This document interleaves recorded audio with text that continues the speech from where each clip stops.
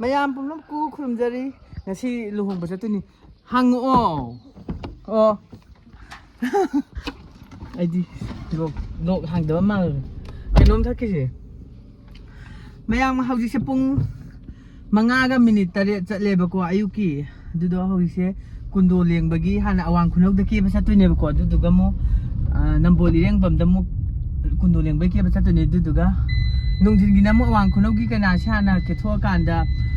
ꯑꯃꯨꯛ ꯏꯔꯦꯡꯕꯝꯗ ꯆꯠꯇꯣꯏꯅꯦꯕꯀꯣ ꯀꯩꯅꯥꯒꯤꯗꯣ ꯑꯃꯨꯛ ꯀꯦꯕ ꯄꯣꯠꯂꯣꯏ ꯁꯦꯠꯄꯒꯤ ꯑꯗꯨꯒ ꯑꯃꯨꯛ ꯍꯜꯂꯛꯑꯒ ꯀꯣꯡꯕꯗ ꯑꯃꯨꯛ ꯀꯩꯅꯥꯒꯤ ꯍꯩꯖꯤꯡꯄꯣꯠ ꯑꯃꯨꯛ ꯀꯦꯗꯣꯏꯅꯦꯕꯀꯣ ꯑꯗꯨꯗꯨꯅ ꯍꯧꯖꯤꯛ ꯆꯠꯄ ꯍꯧꯔꯦ ꯉꯟꯇꯥꯅ ꯄꯨꯡ 5:30ꯗꯒꯤ ꯑꯋꯥꯡ ꯈꯨꯅꯧꯒꯤꯗꯣ ꯀꯦꯁꯤ ꯍꯥꯏꯕꯅꯦꯕꯀꯣ ꯀꯩꯅꯣꯝꯃ ꯁꯦꯛ ꯊꯛꯄ ꯑꯃ ꯂꯩꯔꯗꯤ ꯊꯛꯈꯤꯁꯦ ꯑꯋꯥꯡ ꯈꯨꯅꯧꯒꯤꯗꯣ ꯄꯨꯡ 5:30 ꯑꯦꯛꯖꯦꯛꯇꯒꯤ ꯀꯦꯁꯤ ꯍꯥꯏꯈꯤꯕꯅꯤ ꯏꯅꯥꯎꯄꯤꯗꯣ ꯑꯗꯨꯗꯨꯅ ꯃꯥꯅꯁꯨ ꯍꯣꯏ ꯍꯥꯏꯔꯦ ꯀꯩꯒꯤꯅꯣ ꯍꯥꯏ ꯀꯥꯟꯗ ꯉꯟꯗꯤ ꯉꯟꯃꯜꯂꯦꯕꯀꯣ ꯉꯜꯂꯒꯁꯨ ꯍꯧꯖꯤꯛꯀꯤ ꯑꯋꯥꯡ ꯈꯨꯅꯧꯒꯤ ꯀꯩꯅꯥꯁꯦ ꯑꯩꯉꯣꯟꯗ ꯊꯥ 6-7 ꯋꯥꯠꯂꯤꯉꯩꯗꯒꯤ ꯑꯩꯉꯣꯟꯗ ꯕꯨꯀꯤꯡ ꯇꯧꯔꯒ ꯊꯝꯕꯅꯦꯕꯀꯣ ꯂꯨꯍꯣꯡꯕꯒꯤ ꯑꯗꯨꯗꯣ ꯃꯥꯗꯨꯅ ꯗꯦꯠ 24ꯗ ꯍꯣꯡꯒꯗꯕ ꯀꯩꯅꯥꯗꯨꯅ ꯗꯦꯠ 24ꯗ ꯍꯣꯡꯒꯗꯕꯅꯦꯕꯀꯣ ꯑꯋꯥꯡ ꯈꯨꯅꯧꯒꯤ ꯀꯩꯅꯥꯁꯤ ꯑꯗꯨꯗꯨꯅ ꯗꯦꯠ 27ꯗ ꯑꯣꯟꯊꯔꯛꯄ ꯍꯥꯏꯇꯥꯔꯦꯀꯣ ꯑꯗꯨꯗꯨꯅ ꯗꯦꯠ 27ꯁꯤꯗꯤ ꯑꯩꯒꯤ ꯍꯥꯟꯅꯒꯤ ꯅꯝꯕꯣꯜꯒꯤ ꯏꯔꯦꯡꯕꯝꯒꯤ ꯀꯩꯅꯥꯁꯤꯒ ꯀꯣꯡꯕꯒꯤ ꯀꯩꯅꯥꯁꯤꯒ ꯑꯅꯤꯁꯦ ꯂꯝꯗꯣ ꯂꯥꯞꯅꯕꯅꯤꯅ ꯑꯅꯤꯗꯤ ꯁꯤꯗꯒꯤ ꯍꯦꯟꯅ ꯂꯧꯗ꯭ꯔꯕꯅꯦꯕꯀꯣ ꯑꯗꯨꯗꯣ ꯃꯥ ꯑꯃꯨꯛ ꯆꯣꯡꯁꯜꯂꯛꯑꯕꯅꯤನ ꯌꯩꯊꯔꯛꯑꯕꯅꯤꯅ ꯑꯋꯥꯡ ꯈꯨꯅꯧꯒꯤ ꯀꯩꯅꯥꯁꯤꯅ 24ꯗ ꯍꯣꯡꯒꯗꯕꯗꯣ 27ꯗ ꯌꯩꯊꯔꯛꯑꯕꯅꯤꯅ ꯁꯤꯗ ꯌꯣꯜꯂꯦ 27ꯗ yaiꯊꯔꯛꯑꯕꯅꯤꯅ ꯀꯩꯅꯣ ꯇꯧꯋꯦꯕ ꯁꯦ ꯀꯩꯅꯣꯝ ꯊꯛꯈꯤꯕꯁꯦ ngaliba jala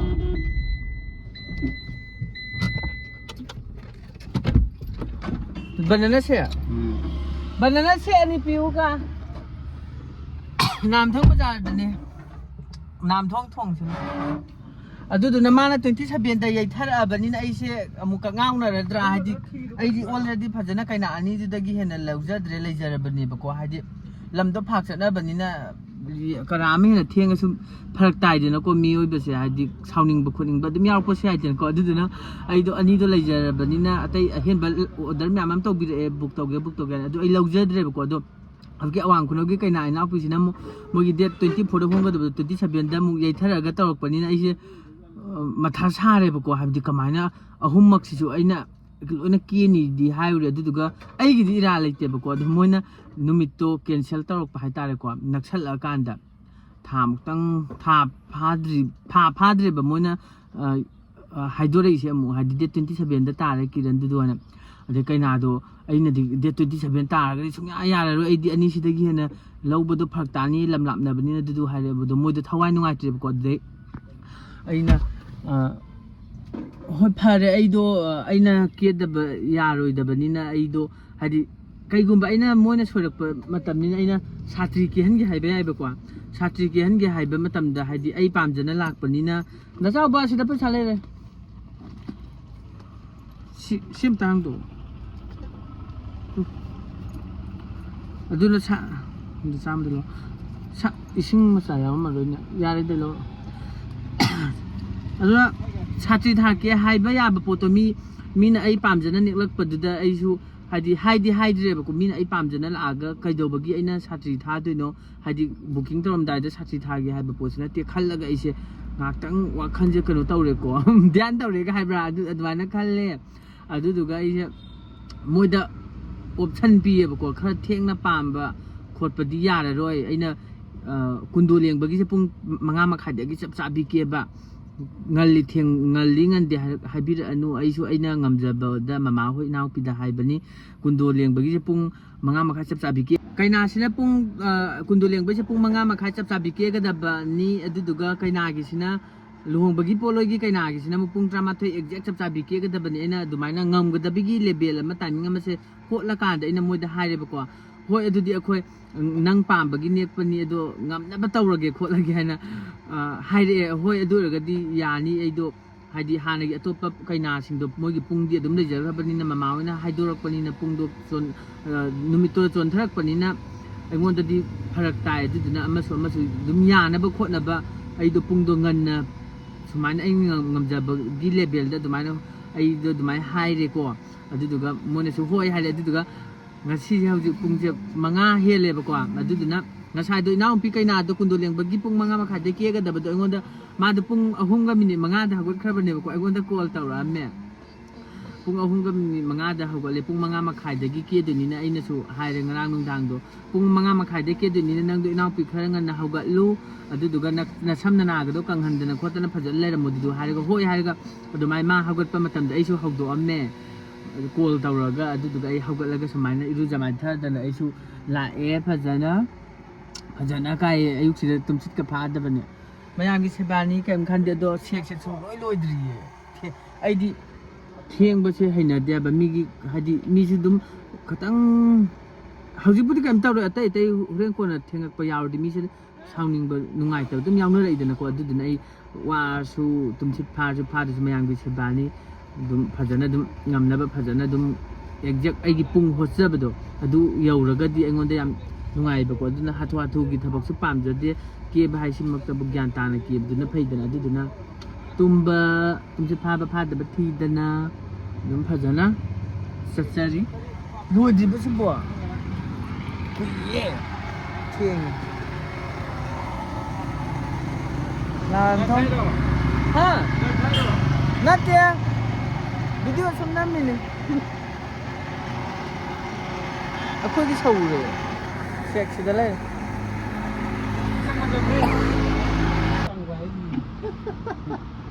ꯌꯣꯡ ꯇꯥꯕ ꯍꯥꯏꯗꯤ ꯀꯩꯅꯣ ꯌꯣꯡ ꯇꯥꯕ ꯍꯥꯏꯗꯤ ꯀꯩꯅꯣ ꯑꯅꯧꯕꯅꯤ ꯀꯩꯅꯣ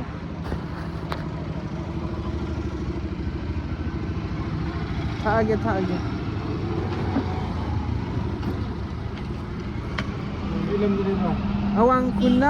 ꯑꯋꯥꯡ ꯈꯨꯅꯧꯁꯨ ꯅꯝꯕꯣꯜ ꯏꯔꯦꯡꯕꯝꯁꯨ ꯑꯗꯨꯗꯨꯒ ꯀꯩꯅꯣꯁꯨ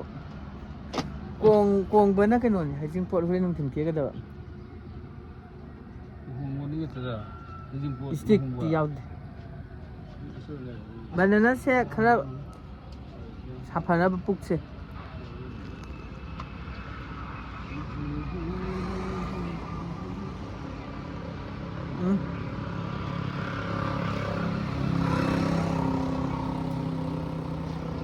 상환지 회항해야 된다.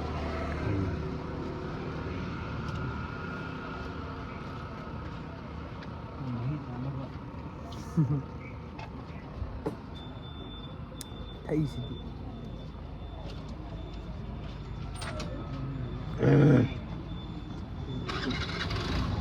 누가도 야돼. 그냥 할 거다.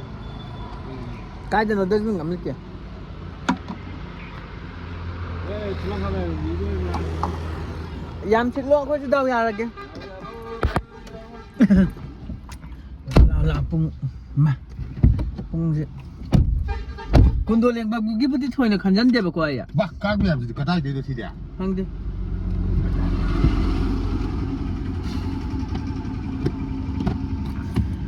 깡 냠짱래 메가리다. 군돌랭 바디 루이기도 또 가봐 토하고 그래. lao tâm thâu của lao cầm tao là huấn luyện ấy kia đi người ta tàu rồi quân tôi liền với tôi đã đi cái số đúng tao tay kia đúng cái số thôi là khá luôn đẹp quá huấn cái nào cái kia bagi đồ đấy đấy này nung thiên cái gì đấy này bảo không mặc phăng ở tôi chỉ cái nào ni mà cái nào chỉ bộ là mà cái đấy này bây giờ một tháng sau tôi đi làm bi xe nam thong thong từ đấy này thong lan thôi ấy mà phâm nhiều nó càng đỡ mua ula cái nào cái quân tôi liền với mà phâm được nè Good morning nè. 그래 롱바 야 그랬더라. 나 아까 전에 기타라가. 아이 상가 디네 기비 봐야. 안달리야. 바부아. 마디가 사이 하고 그러버네. 로이러버니.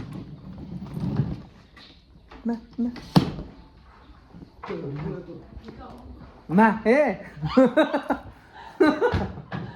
cái đấy là cái kia nè ha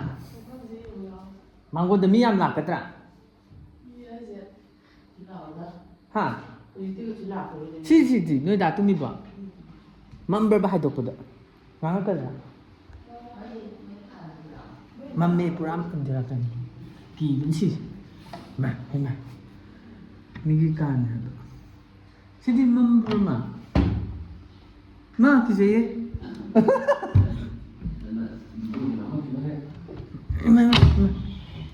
심맘니 마빠한테 기버야 정말 야우디 야우디 야우디 야 좋겠다 ꯅꯍꯥꯟꯒꯤꯗꯨꯗꯤ ꯍꯥ ꯀꯅꯥꯅꯦ ꯁꯤꯁꯨ ꯃꯝꯃꯦ ꯃꯊꯛꯇꯅ ꯀꯩ ꯂꯩꯒꯦ ꯍꯥ ꯎꯄꯔꯗ ꯀꯥꯈꯠꯀꯦ ꯎꯄꯔꯗ ꯄꯨꯡ 5ꯒ minute 40 ꯆꯠꯂꯦ flat ꯆꯠꯀꯅꯤ ꯃꯥꯏꯗꯣ ꯀꯦꯐꯝ ꯈꯪꯒꯗ꯭ꯔꯥ ꯍꯥ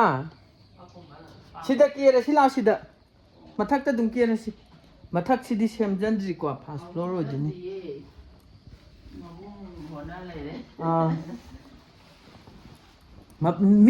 ꯃꯤ ꯄꯨꯡ ꯀꯌꯥꯗꯩ ꯂꯥꯛꯀꯦ ꯃꯥꯁꯤꯗ ꯀꯦꯐꯝ ꯊꯤꯕꯗꯩꯁꯤ ꯀꯣꯏ ꯆꯪ ꯂꯩꯔꯦ ꯍꯥꯏꯕ ꯃꯤꯁꯦ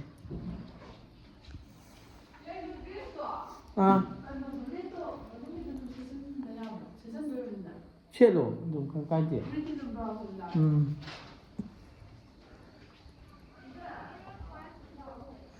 ꯄꯨꯡ 5ꯒ ꯄꯨꯡ 5 ꯃꯈꯥꯏ ꯆꯞ ꯆꯥꯕꯤꯗꯩ ꯀꯦꯅꯤ ꯍꯥꯏꯕꯗꯣ ꯄꯨꯡ ꯀꯩꯅꯣ ꯌꯧꯔꯦ ꯄꯨꯡ 5ꯒ ꯃꯤꯅꯤꯠ 39 ꯆꯠꯂꯦ ꯑꯩꯈꯣꯏꯅ ꯁꯦꯛ ꯊꯛꯇꯣꯛꯇꯅ ꯂꯩꯕꯗꯣ ꯑꯗꯨꯗꯩꯗꯨꯗ ꯄꯥꯏꯛꯀꯤꯁꯤꯁꯨ ꯃꯄꯥꯟꯁꯤꯗ ꯂꯩꯔꯦ ꯃꯥꯡꯒꯣꯟꯁꯤꯗ ꯂꯩꯔꯦ ꯐꯤꯖꯪꯒꯤꯁꯤꯗ ꯂꯩꯔꯦ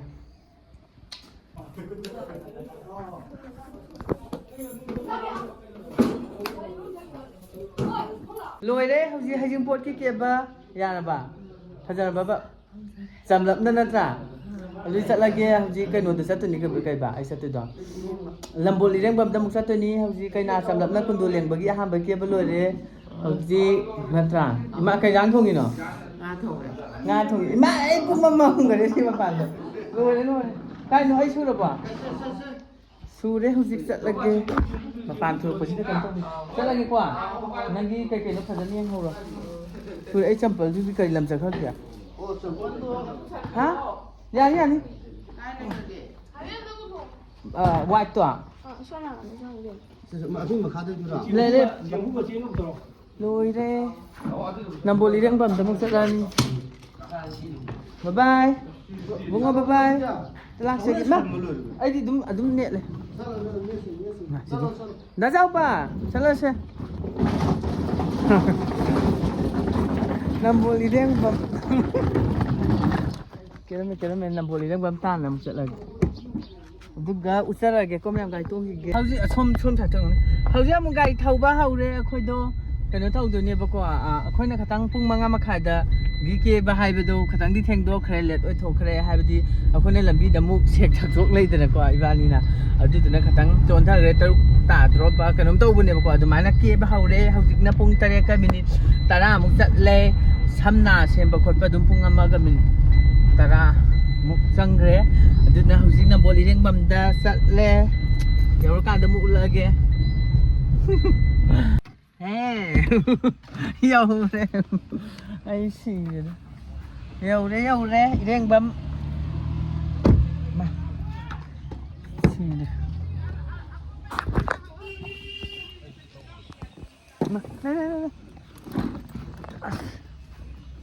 ꯆꯪꯉꯨꯕ ꯀꯩꯗꯧꯒꯦ ꯍꯥꯏꯕꯅꯤꯗ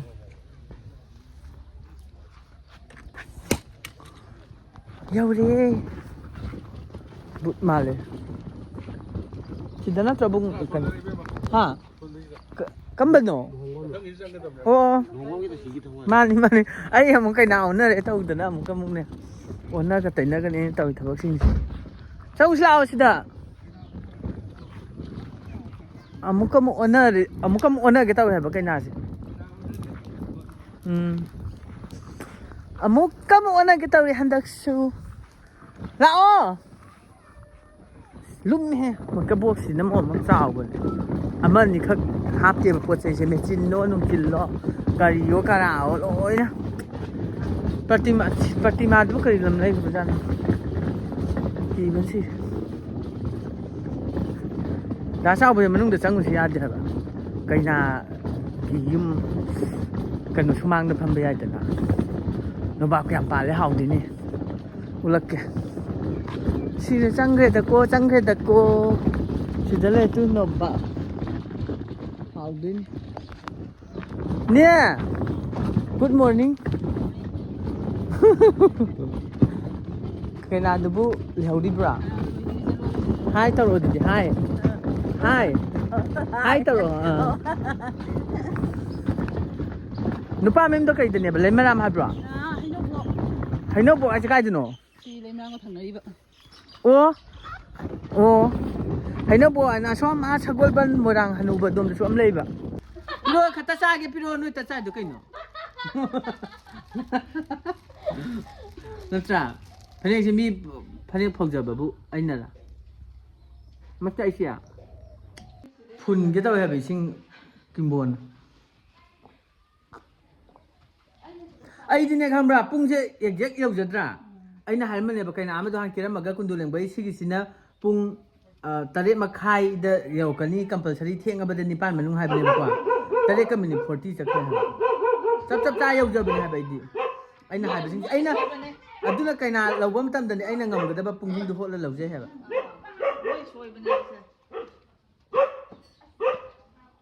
kaina mangre kai lam chakha ge bdo kai dau no ba mai do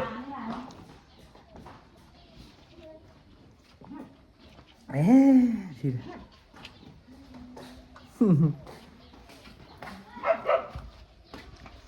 lôi re hojik ke ba hajing pot re somda na ngal le somda ngan bra kundu leng bagi ke ba loi ai swa ban si le kaina ma da pung drama thoi direct gi ke ba hau din ko do chat lage ba khule lage ko lem si ko dom de chat ni si ba ma ma se tu thang có máy bôi yên thì mình được nung sa di pura sa ban si de as nung sa manga si dai gi sak si de kana sa ka jan okho gai du bu koi I bung du bu kari lam da lai kham jan no gai do manung da thang lam da po ni ni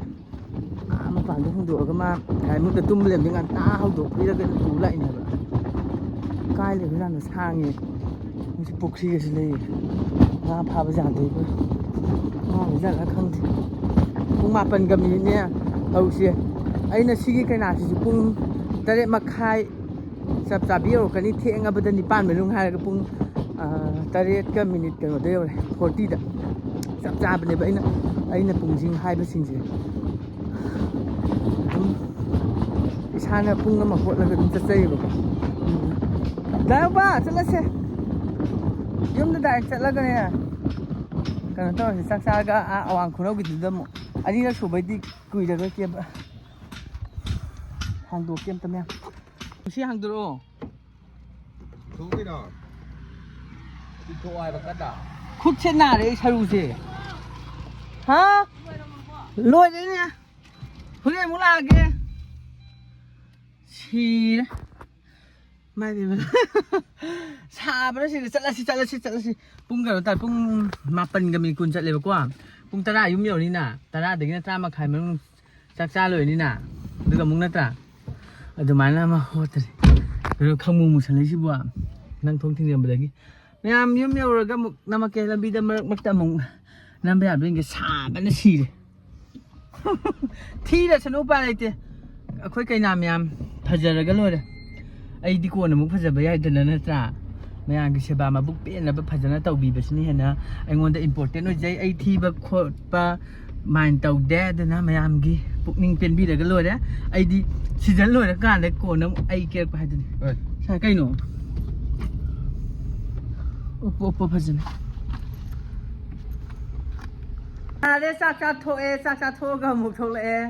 sidam sat le re nga si sidam sat le nga si di poloi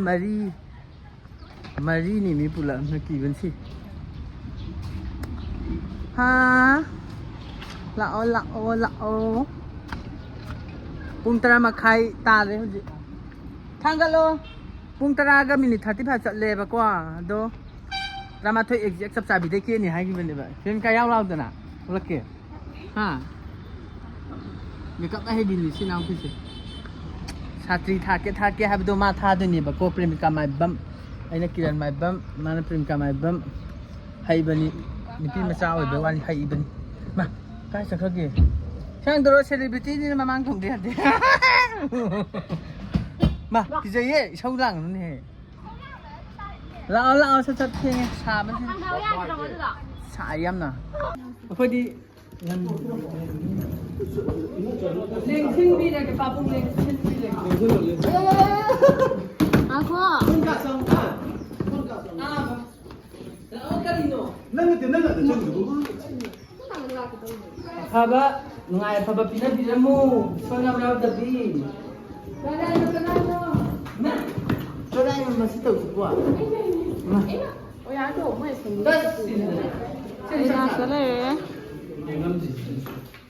Lalu, hauji pun drama tuh sab kini habis tu sab complete loh deh. Hah, lalu ya nih. Pun drama tuh sab kini habis siang belum masuk. Pun drama tuh sab kini habis kini sab ya udah. Pun drama tuh tak ada ini dah hum lawan itu. Jadi sab na, aina pun hot pasing sih sab ta bani habis. Masuk aja na. Aduh, aina ngan pung sama tuh dek kira saya hasil kameramen ke lakter di fakta di negara. Aduh, di negara fajar tuh pung hot lagi ini new bisa tuh loya bani. Kira. Lau, ya deh. Fajar. Makin ramen dong. Punya, mah salak pada ngasih nggak ingat nggak le? Adunya sih. Lau, kita harus lau, kau tiba ya di lau, hau lagi lau. Belum ada apa apa, hah? Macam kau ngacam ga, kut kadi thadi ko satri je thawa na thamam ne. Aduh, kaina haujik awang kuno kita kia belum ada me. Aduh, kaina mu nambol ireng bam damuk catle. Gai thau ba hau re ko haujik mafam de ro ga mu ulage. Amadudi sadon thindabani na yam hena budi kana kuida ro amoin. Sisu kuida bana tra. Ama nambol gidudi ireng bam gidudi sadon su thindabani na amoin na kuriya ro. Mini kun mangam ka sangadra kun muk sangadra ke bada dumai sanga. Adudi yaurkan utsarage pungse sap chana hot laga ne satpani badum nangna na bagi mawang do ai isa khangjai ba duduna ai gi pung ke bada mi kya sangba satpada mi kya sangba habitu dumai khoto ga order law da dine ai farak tali dan aduna lawi ni dumai yaursarage yaure sigi ireng bamgi kaina ma pham amuk yaure pung baroga kuida ro siju pung baroga minit 10 sat le pung baroga minit 10 sat le ki bada pung khai muk sat la ni changani adu duga mo kong bada hajing pot ki muk ke bala tu ni ko kong ba yobu da di pung amma muk du mai ta ni adu di loina irai nang na dram ya pung je ho la ga lo ra di ne kaina si se kain ta kai ba le ke ba kaina pang lo sal la ga si se mi understanding laina bam changi ko hadi kaina pung aduk ta ke ge aduk ta la kani ko kani haina bam changi ko na tadi aina ke ge na ngata na hana changjal la ga su ya re ba ko aduduna si re sa ba na kai nun thi aduna kaina sing du da aina hana hai ba tai si pung timing do si da la ke ko ke haina du mai na hai bu haina di mi se dum hidai lai loi na nga ba ke loi kan da la ke chi ge dai sa bo ta ga Kita ki koi kana dara kali lam chakha ya Patima Devi sapam do Patima ayak pam la pabu ireng bam nani di ha nani ke na bada kaina da kai gi ma dia ha kaina lao nang potha ba dan lai ba ya ri ai minong mai sa lang ba ngam moye du da ro kaina lai sa lao ha sai kaina gi mu ai amuk sat lage kuang ba da kaino gi mu wal ko kai ba hajing pot ki pung ka pung ke ta gya pung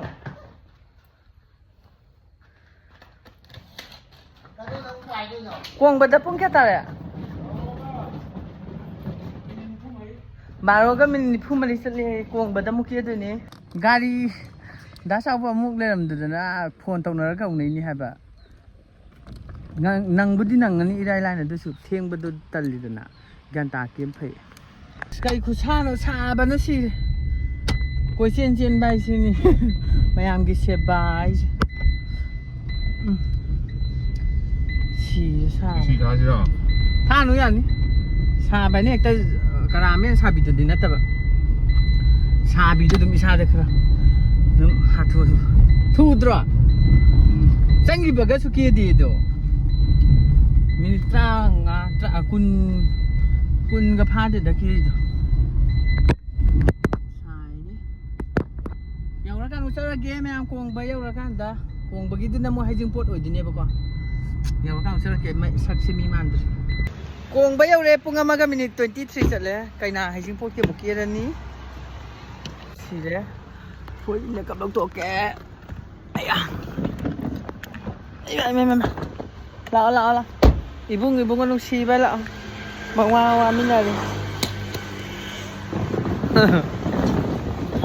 ꯂꯥꯛꯑꯣ 야 haijiꯡꯄꯣꯠ ꯀꯦꯕ ꯂꯥꯛꯑꯦ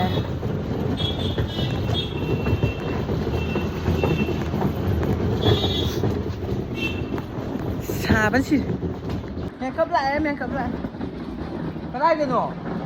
그이나두디 아이나 하이드라 짭짜는 낭니 아이나 빵빠 빠칼레 하바 그다이드노 까이드 깨드노 간타나 깨토라기라 아이나 하이드라 낭니 하이나 아이디 뿡 헛빠니 하바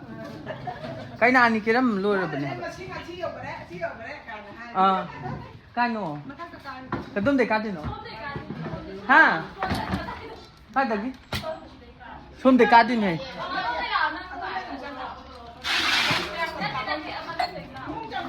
मैं कीजिए ला सन के draw कीजिए मैं बेसा नहीं दब या आई बुने पंकौ कौ थांगत लगे आई ना हाबदा या नंग मनिनी नंग लाइ बने बा ऊपर द का दो ओयो ऊपर द कारो है ऊपर द के फदी मगा कनो का पुबिरो क्वा कईगनो फदीगा इसिंगा